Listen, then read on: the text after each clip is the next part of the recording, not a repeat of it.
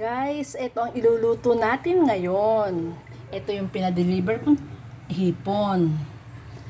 Ayan, hipon, sibuyas, at toyo na may kalamansi. Yan, ganyan natin iluluto ang ating hipon ngayon.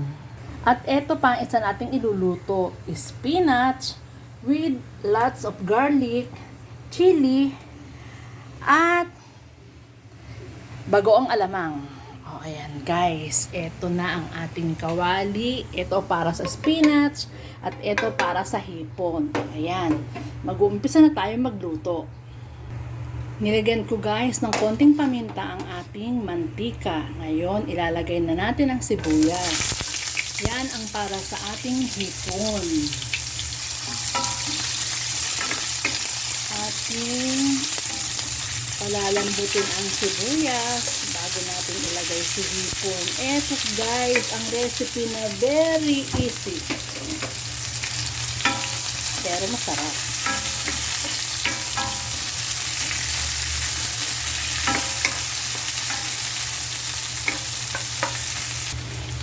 Eto guys, ilalagay na natin ang ating hipon.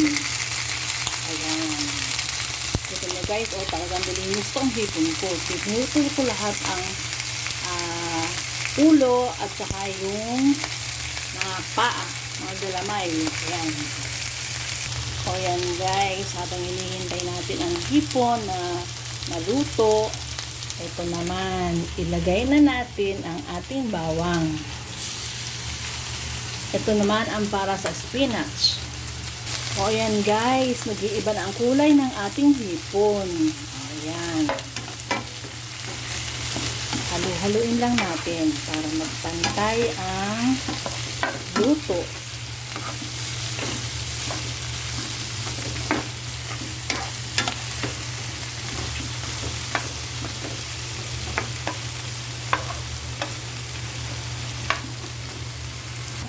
Ito naman guys, ang ating bawang. Pupulahin lang natin yan. Ito na guys, ang toyo ng ating hipon. O ayan. Hindi ko na yan nilagyan ng asin. Basta yan lang, yung toyong yan. Para lang siyang di ba mayroong pork steak na may sibuyas, toyo at kalamansi. Meron ding beef steak, sibuyas, toyo at kalamansi. Ito naman, hipon. Hipon, toyo, kalamansi at sibuyas. O, parang hipon steak. Ganun. Pero ang sarap nito guys. Gusto ko tong ulam sa kanin.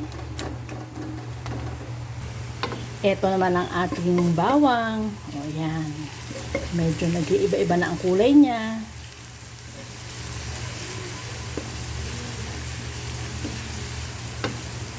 Nakatagilid guys ang aking kawali para maipon sa isang tabi ang mantika. Para hindi na kailangan maglagay ng sobrang daming mantika para lang makover ng mantika ang bawang. Ayan. Para-paraan lang guys. O ayan guys. Konti na lang. Eto guys, luto na ang ating hipon.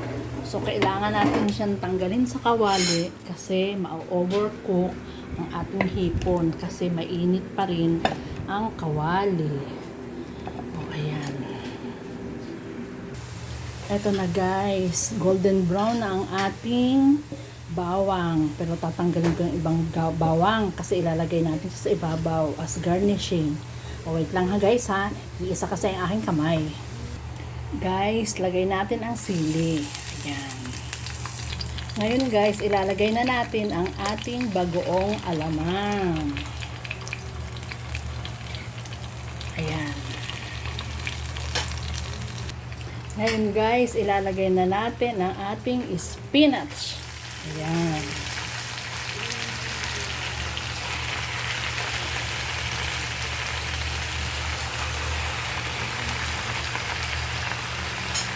Ayan guys, akala nyo ang dami-dami, punong-puno. Pag nalanta to, konti lang ito. So ating tatakipan para malanta na ang ating spinach. Eto na guys. ating hahaluin. Tingnan natin kung ano na ba ang kanyang kalagayan dun sa ilalim naman. O, ayan. Medyo nalalanta na siya.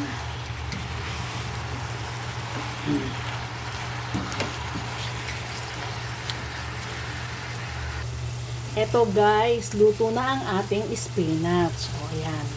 Ilalagay ko na siya, isasalin ko na siya sa plato. Kaya lang hindi ko kaya na isang kamay ha. Mabigat ang kawali. Wait lang.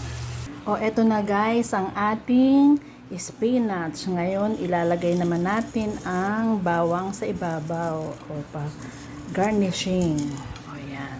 Para may makain naman tayong malutong. O, ayan guys. Ito ang ating hipon sa toyo, kalamansi at sibuyas. At ito ang ating spinach para sa garlic, chili, bagoong alamang at spinach. O yan guys, anong masasabi nyo sa aming ulam combination? Masarap ba? Okay, bye! Thank you for watching. See you next time!